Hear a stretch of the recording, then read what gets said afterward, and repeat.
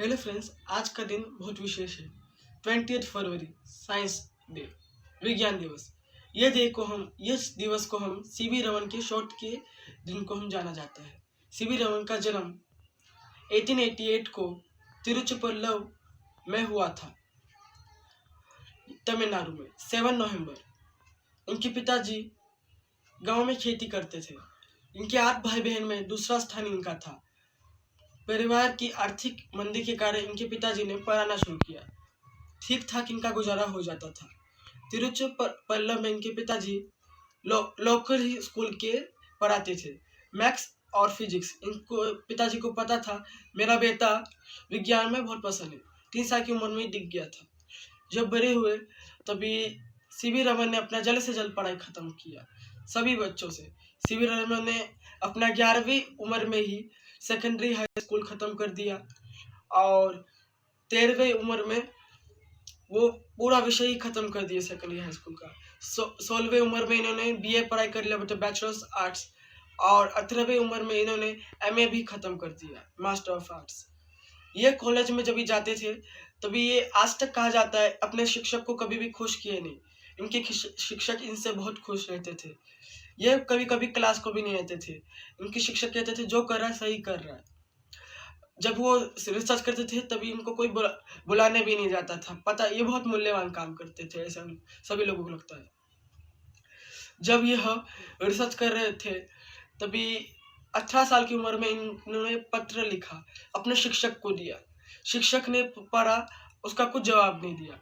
तो वापिस से उन्होंने बताया 2 बार 2-3 बार, तो वापिस से लिखा और वो पत्र उन्होंने ब्रिटेन में छपा दिया। वो फेमस हो गया।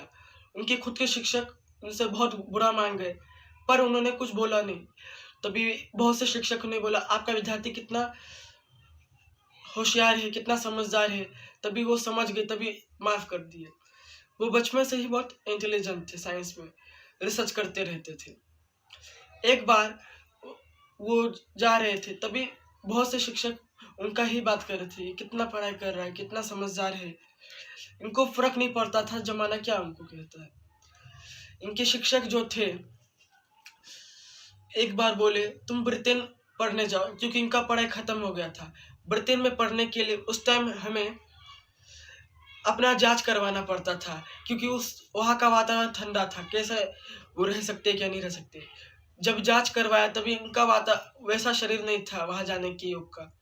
इनको बहुत बुरा लग गया। तभी इनके जो बड़े भाई थे फाइनेंस में काम कर रहे थे, फाइनेंस मिनिस्ट्री में, मतलब अर्थ में काम कर रहे थे, अर्थशास्त्र में। तभी वो फाइनेंस में अपना पेपर दिए, फाइनेंस मिनिस्टर में चीफ सेक्रेटरी के रूप में उनका सिलेक्शन हो गया। उस टाइम में फिजिक्स का कोई उनके पास द्वारा भी नहीं था। उन्होंने अपना पढ़ाई खत्म किया और उसमें फर्स्ट रैंक लाए। मद्रास में उन्होंने अपना मैथ्स और इंग्लिश में अपना फर्स्ट रैंक लाया कॉलेज में। कभी भी ये फर्स्ट आते थे। तभी इनका पढ़ाई खत्म हो गया, अभी वहाँ पे काम करने लगे। तभी ये जब भी म्यांमार में रघु के यहाँ इनका ट्रांसफर होने वाला था तभी इनके पिताजी का देहांत हो गया। 6 महीने की छुट्टी के लिए वो वहाँ पे ही रह गए। जब वो रह गए वापिस इनका ट्रांसपोर्ट नागपुर होने वाला था। ऐसे बार बार होने के कारण वो वापिस से कोलकाता आए। तभी उन्होंने अपना एक काम छोड़ दिया। तभी वहाँ पे एक इंस्टीट्यूट था, इंडियन साइंस कन्वर्ट इंस्टीट्यूट करके, ऐसा ही नाम था उसका। वहाँ पे कहा जाता है जब वो ट्रेन से जा रहे थे तभी उनको दिख गया, तभी उस पे वो डब्बा मार के निकल गए और वहाँ पे गए। तभी वो वहाँ पे गए, तभी वहाँ 2-3 लोग थे, उनको देख के खुश हुए और वहाँ का वो देखभाल करना शुरू कर दिए। अभी वो दिन भर फाइनेंस का काम करते सरकार का, और शाम को, रात को और संडे को वो वहाँ पे काम रिसर्च करते रहते। ऐसा चलते गया। बहुत दिन हो गया। अभी वो क्या करे, एक काम करे नहीं तो यह करे। तभी उसमें उनका वापिस ट्रांसफर होने वाला था। तभी उन्होंने अपना ट्रांसफर होने के चक्कर नहीं हुए, उसके लिए अपना जॉब को छोड़ दिया। तभी उन्होंने अपना रिसर्च करना शुरू किया। 1921 में यह गए विदेश। क्योंकि इनका भी नाम यश कीर्ति होने लगा, क्योंकि 18 साल की उम्र में ऐसा कोई लड़का शोध कर रहा है तभी बड़ी बात है। तभी आपने विज्ञान में पढ़े रहोगे जे थॉमस, रदरफोर्ड, ऐसे बड़े लोग ने उनका स्वागत का आय भगत करने के लिए तैयार थे। ऑक्सफोर्ड यूनिवर्सिटी में, कांग्रेस यूनिवर्सिटी में वो गए लेक्चर दे के आ गए। तभी उस टाइम में जब वो आ रहे थे तभी एक व्यक्ति ने शोध किया था, आसमान नीला क्यों है। आसमान इसलिए नीला है क्योंकि वेदर रिफ्रैक्शन के कारण। अभी आप समझ सकते हो। तभी सही बोला उसने। तभी एक व्यक्ति ने खड़ा होकर पूछा, पानी समुद्र क्यों नीला है। उसको हम गिलास में रखते तभी उसका रंग नीला नहीं है। तभी बोला आसमान नीला है, उसके लिए नीला है। ये बात सुन के सीवी रमन को विश्वास नहीं हुआ।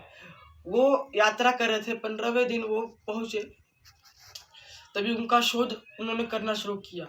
यह शोध उनका 7 साल तक कंटिन्यू चलता गया। 28 फरवरी को इनका ये जो था शोध पूर्ण हुआ। उसी कारण हम साइंस डे मनाते हैं। 20 तारीख को इनका शोध पूरा हो गया। तभी ये शोध में क्या उन्होंने देखा अभी मैं बताने वाला हूँ। इन्होंने कांच लाया, उस कांच के ऊपर बैगनी रंग डाला, रंग उन्होंने देखा हरा हुआ है। तो ये पता चला जो पानी होते हैं उसके जो मॉलिक्यूल्स होते हैं वो रंग को ऐसे जुड़े हैं, चेंज कर देते हैं। बहुत से ऐसे कारण पता चला, मैं बता भी नहीं सकता। उस चीज को रमन इफेक्ट्स के नाम से जाना जाता है। भारत उस टाइम में आजाद होने वाला था 1947 के बाद। जब भारत आजाद हुआ 1948 को, इन्होंने अपने नाम से RRI इंस्टीट्यूट खोला, मतलब रमन इंस्टीट्यूट।